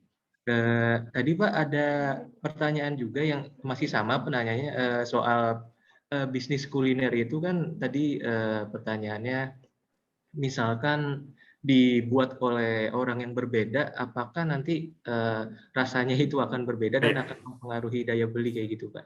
Oke, ini bisnis harus simplicity, harus simple. Bisnis yang menang adalah bisnis yang prosesnya nggak rumit, gitu ya. Jadi jangan bisnis yang potensi tidak standarnya tinggi, gitu ya. Misalnya Chinese food, tapi bikin bumbunya dari awal, gitu kan, dari masak nasi gorengnya, masak kuih teonya, masak lauknya. Karena apa? Beda chef, beda tangan, beda hasil. Tapi kalau kita bisa mensimpulkan prosesnya, misalnya bahan bakunya udah frozen atau bahan bakunya sudah ready to serve, tinggal di serving, ditaruh dalam packaging kemasan, tinggal di serve, itu akan lebih standar. Dan semua diproses di central kitchen. Jadi kuncinya adalah simplicity. Zaman sekarang kita jangan memperumit deh. Udah kita cari yang ready to serve aja gitu ya. Kalau perlu kita pakai vendor, jadi minta vendor sebagai partner buat mensuplai kebutuhan kita yang kita jual dengan menggunakan brand kita. Itu solusi yang paling gampang. Baik, semoga menjawab ya pertanyaannya.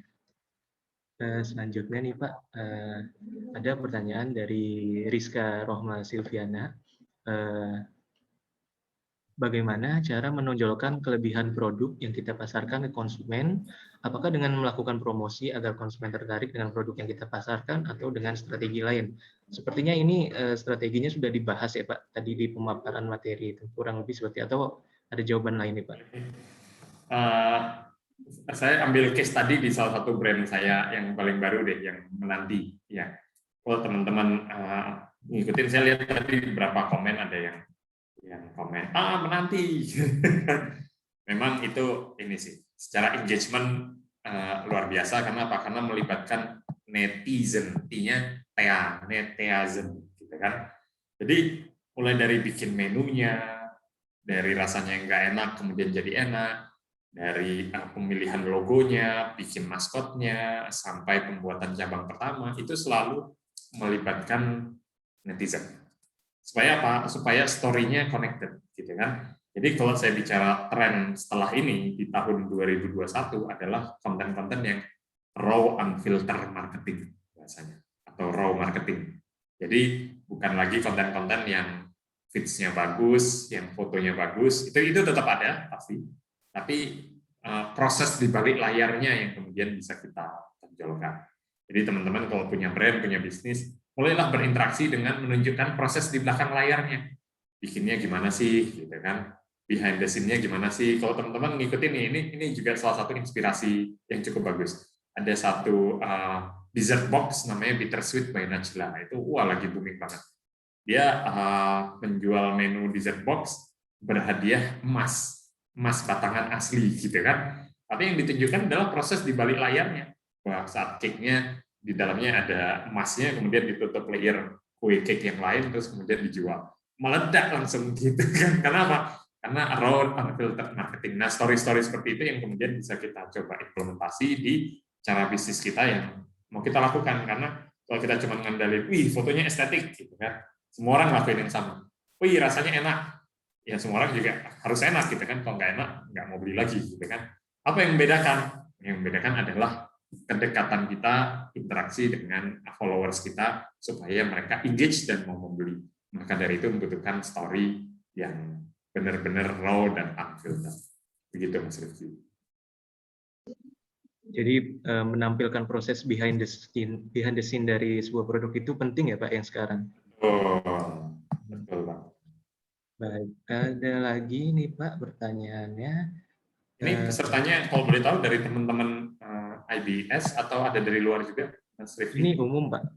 Umum dari ya. luar juga ya, jadi dari seluruh Indonesia karena lagi online juga kan gampang juga gitu Pak ikutnya. Ya, tapi luar biasa ya, walaupun sesi webinar pagi bukan hari weekend, pesertanya banyak.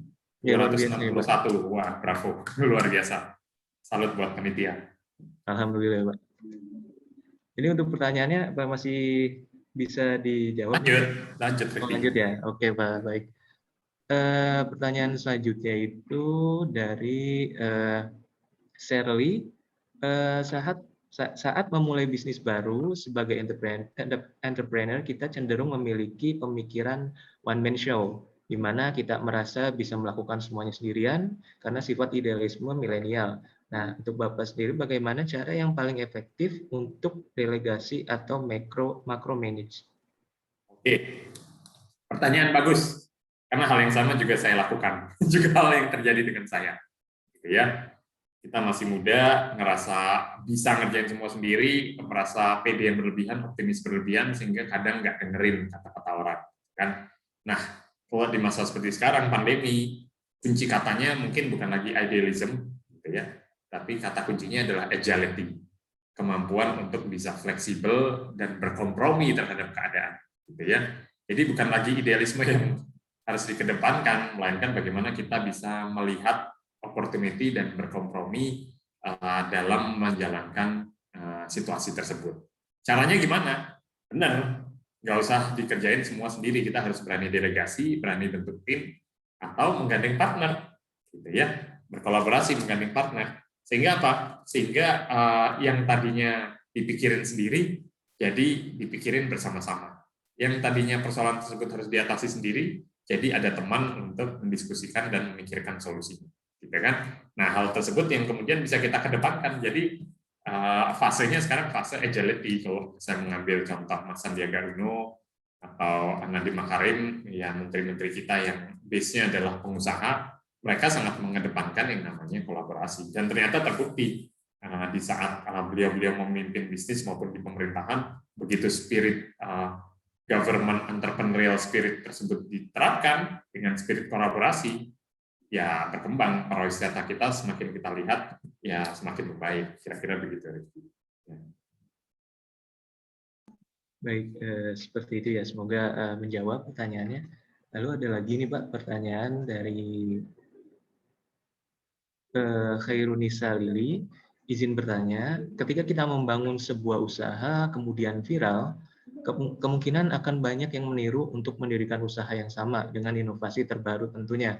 Lalu bagaimana cara yang dapat kita lakukan agar kita bisa bertahan ketika terjadi hal demikian? Wah, ini tren yang sekarang nih Pak. Sesuai apa trennya itu kalau nggak salah amati, tiru, dan modifikasi ya Pak. Nah, itu seperti apa Pak? Itu hal yang umum sih di bisnis. Maksudnya pengalaman saya 17 tahun, itu udah terjadi bolak-balik antara kita yang jadi pionir ditiru, atau sebaliknya gitu ya. Kita lihat apa sih yang lagi tren, terus kita bikin sesuatu yang baru dengan pembeda added value yang baru. Gitu kan. Itulah dunia bisnis. Selamat datang di dunia bisnis. Karena bisnis yang bagus harus siap dengan adanya competition, gitu kan. Harus siap dengan adanya followers, gitu kan. Dan hey, welcome to real life, gitu kan. Mungkin yang pionir bisa dikalahkan dengan nomor 2, nomor 3 yang mungkin lebih kreatif, lebih inovatif, gitu kan, yang lebih cepat speed-nya, lebih milenial, gitu kan. Itu sebabnya kalau semua dipikirin sendiri, udahlah puyeng. Saya ambil bisnis kategori kopi deh, es kopi susu, gitu ya. Bicara tren 4 tahun lalu, es kopi susu yang hype di daerah Cipete, Jakarta Selatan, didirikan oleh Kopi Tuku, gitu ya. Didatangi oleh Presiden Jokowi, boom, Kopi Tuku. Dia berkembang dengan buka cabang sendiri dari modal sendiri, yang mungkin secara pertumbuhan tidak terlalu cepat. Tapi begitu ide tersebut dieksekusi oleh followersnya, muncullah Kopi Kenangan, muncullah Janji Jiwa, gitu ya. Yang cabangnya sudah 900 store Janji Jiwa. Kopi Kenangan sudah dapat pendanaan dari private equity investor senilai triliunan, gitu kan. Kenapa? Karena mereka mengeksekusi lebih cepat, lebih kreatif, lebih inovatif. Dan itulah dunia bisnis. Jadi mau nggak mau antara kita menjadi pioneer dan ada followers, atau sebaliknya kita melihat apa yang sedang tren lalu kita execute dengan cara yang lebih baik. Begitu review. Baik, luar biasa sekali Pak jawabannya Pak. Untuk Bapak sendiri apa masih bersedia nih Pak, karena pertanyaannya sangat banyak nih Pak ya. Ya, saya lihat 56 pertanyaan, gila antusiasmenya luar biasa. Teman-teman yang mungkin nggak sempat terjawab bisa follow Instagram saya @hendistiono, gitu ya.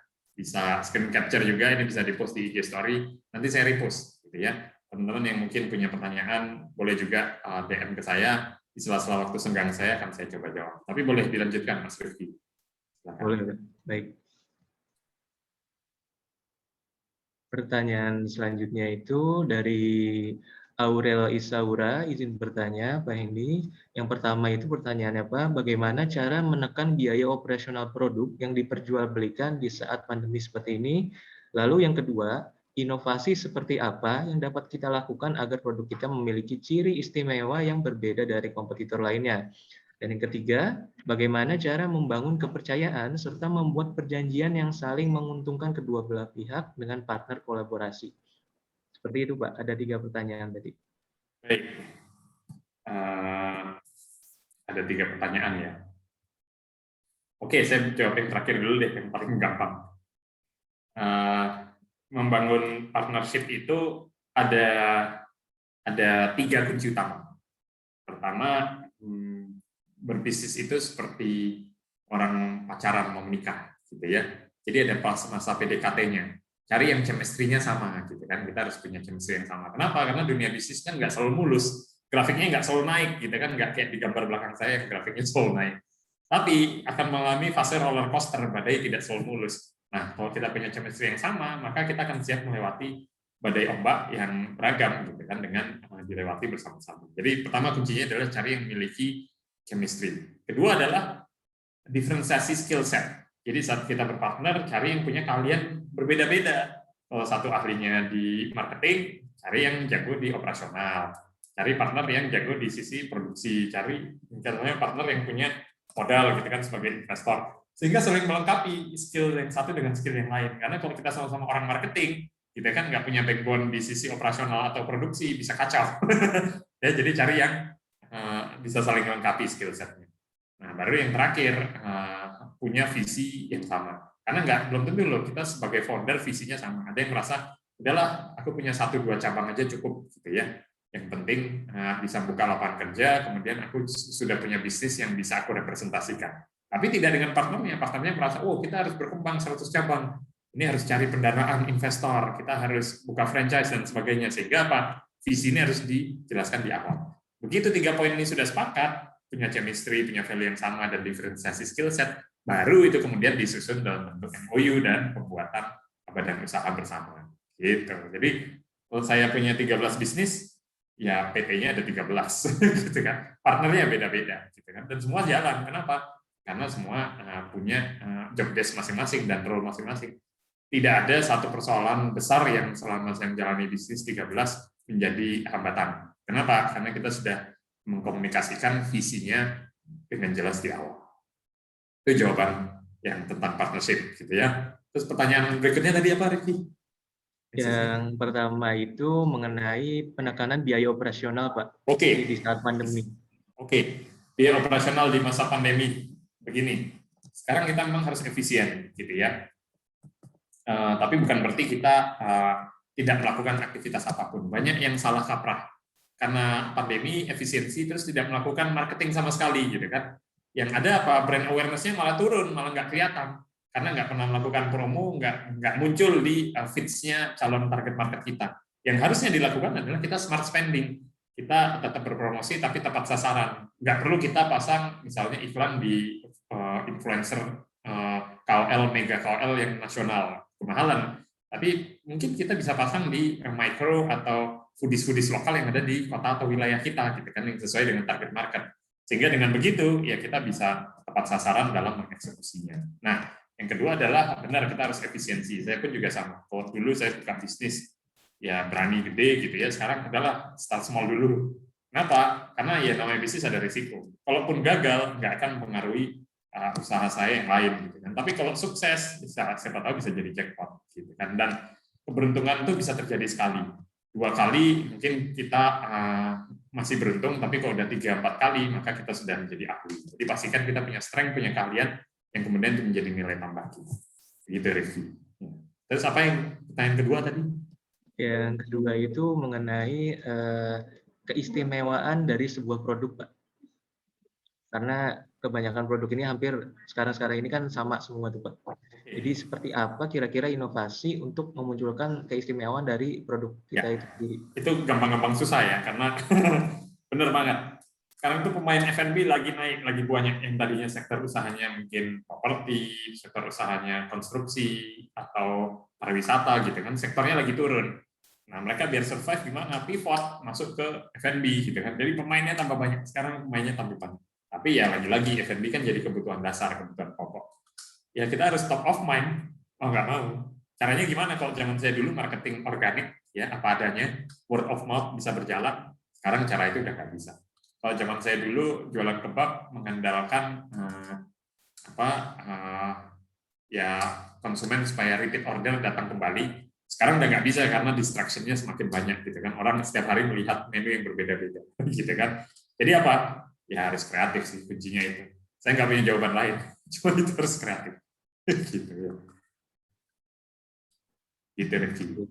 Semoga menjawab ya atas pertanyaan tadi. Karena keterbatasan waktu juga, Pak, dan juga banyak pertanyaan, mungkin ini pertanyaan terakhir ya, Pak. Boleh. Ini pertanyaannya itu dari Setiawati Permana Putri. Pak, saya mau tanya, kalau bisnis dropship, apakah masih berlaku dan bagaimana untuk menjadi pebisnis dropship yang sukses, terutama di marketplace seperti yang kita kenal ada Tokopedia, Shopee, dan lain-lain. Lalu ada bahan copywriting khusus agar pembeli selalu order produk kita, Pak. Seperti itu, Pak. Pertanyaannya. Oke, wah ini masih diskusinya sama teman saya, Dewan Prayoga atau Riko Huang. Tapi saya coba jawab sesuai kemampuan saya ya. Jadi halo, nama pendeknya Dio, nama panjangnya Mandio. Ya, mohon dilanjut, Pak. Ya, ada yang bocor suaranya. Oke, jadi dropshipper itu bisa banget dilakukan gitu ya. Jadi kalau teman-teman mau mulai bisnis sambil rebahan itu bisa loh ngasilin duit. Ya, dengan cara apa? Dropshipper. Ya kita lihat aja apa misalnya produk-produk ya Ramadan deh, jual hijab mukena atau tren tanaman lagi naik daun tanaman gitu kan. Nah, itu juga bisa kita jual dengan mengandalkan dropshipper. Jadi nggak perlu punya stok barangnya, tapi kita bantuin jual gitu kan, bisa di sosial media kita, terus kita bikin channeling dari platform online. Dan itu sangat bisa dilakukan, terutama untuk teman-teman awal. Tapi ingat, itu nggak sustain. Menurut saya, itu nggak sustain. Kuncinya teman-teman harus berani mengambil risiko lebih, berani stok barang, berani merasa sense of ownership-nya dimiliki, sehingga apa? Sehingga akan lebih die hard. Karena kalau kita cuma dropshipper, itu ya sifatnya temporary, dan nggak apa-apa kita mencoba, tapi nggak akan sustain. Kecuali kita membangun satu kekhususan, kita akan fokus pada sektor produk atau barang apa. Nah, yang kedua adalah lagi-lagi kita harus membangun awareness. Salah satu caranya adalah dengan membangun personal branding. Kita harus membuat personal branding yang bisa dipercaya gitu kan. Sehingga apa, semakin konsumen mempercayai produk yang kita miliki, kita jual, mereka nggak akan ragu membeli produk di tempat kita walaupun harganya lebih mahal karena sudah trusted. Kira-kira begitu Mas Rifki, teman-teman yang sudah bergabung, saya ucapkan terima kasih banyak. Ini ada total 65 pertanyaan. Wow, ini banyak sekali ya. Teman-teman bisa follow Instagram saya @hendistiono, bisa DM pertanyaannya. Saya dengan senang hati akan membantu menjawab di sela-sela waktu longgar saya. Begitu Mas Rifki. Ya, baik. Untuk menutup sesi tanya jawab ini, Pak, mungkin ada sedikit pesan-kesan dari Bapak Hendistiono, terutama mengenai tema yang kita angkat juga nih, Pak, untuk generasi milenial yang ingin mendirikan suatu usaha atau yang sudah mendirikan usaha. Baik, buat generasi milenial, generasi rebahan, generasi mager, ya, there's no elevator to success. You have to take the stairs. Nggak ada sukses yang instan, yang mendadak cepat kaya, itu nggak ada. Kita harus benar-benar berusaha memaksimalkan skill dan potensi kita untuk bisa memberikan yang terbaik. Ingat, setiap bisnis atau usaha yang kita dirikan itu akan membawa mata rantai manfaat yang lebih luas, baik terhadap membuka lapangan kerja, terhadap karyawan, terhadap keluarga, dan terhadap konsumen kita. Sehingga maju terus entrepreneur muda Indonesia, sukses buat IBS, mudah-mudahan berkah di bulan suci Ramadan ini. Terima kasih. Baik, terima kasih Pak Hendistiono. Jadi berdasarkan pemaparan materi dan hasil diskusi tadi, maka saya selaku moderator dapat menyimpulkan diantaranya kebutuhan atau tren akan F&B akan terus tinggi karena makanan dan minuman adalah kebutuhan pokok, tetapi pada masa pandemi COVID-19 ini tantangan untuk bisnis F&B sangat beragam, mulai dari daya beli masyarakat yang menurun sampai bagaimana kita tetap stay connected dengan customer. Lalu sebagai pebisnis, set your marketing strategy sangat penting, terutama peran media sosial, kolaborasi dengan influencer, dan juga menggunakan platform online seperti Gojek atau juga Grab sebaik mungkin. Lalu pesan penting dari Mas Hendy adalah jangan takut dan juga harus kreatif dan juga inovatif.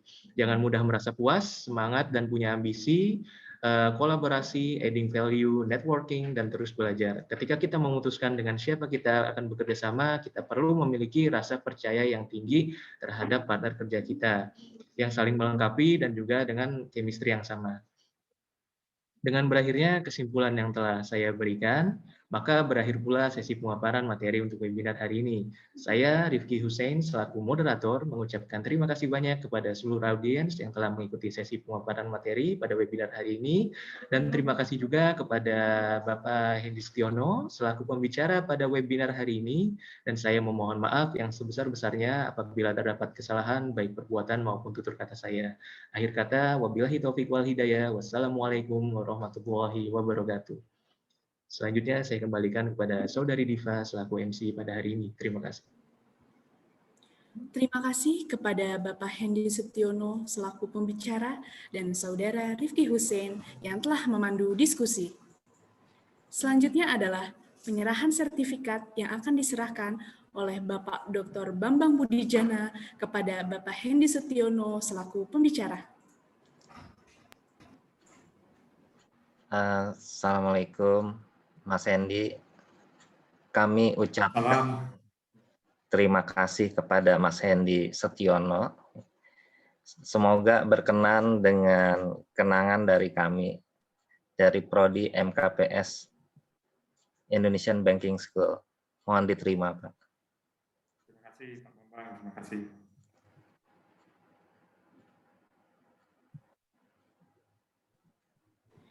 kami informasikan bahwa ada daftar hadir dan giveaway yang akan dilakukan melalui Google Form yang sudah dikirimkan melalui kolom chat. Selanjutnya, untuk yang sudah memberikan pertanyaan menarik selama sesi diskusi, kita ada sedikit hadiah nih. Selamat kepada Alifian Muhammad dan Satrio Deriski. Untuk pemenang akan dihubungi oleh panitia ya. Sebelum berakhirnya acara, kami himbau untuk rekan-rekan dapat mengisi link evaluasi pelaksanaan seminar kewirausahaan yang tersedia di kolom chat. Dengan demikian selesai sudah acara webinar seminar kewirausahaan hari ini. Semoga materi yang disampaikan dapat bermanfaat bagi kita semua. Kami ucapkan terima kasih kepada Bapak Hendy Sutiono sebagai pembicara, Saudara Rifki Hussein sebagai moderator, dan semua partisipan yang telah hadir pada hari ini. Tetap sehat, tetap memperhatikan protokol kesehatan. Semoga Allah Subhanahu wa Ta'ala selalu menjaga kita semua. Akhir kata, saya, Diva Resmaning Tias, mohon undur diri. Sampai bertemu di acara webinar seminar kewirausahaan berikutnya. Wassalamualaikum warahmatullahi wabarakatuh.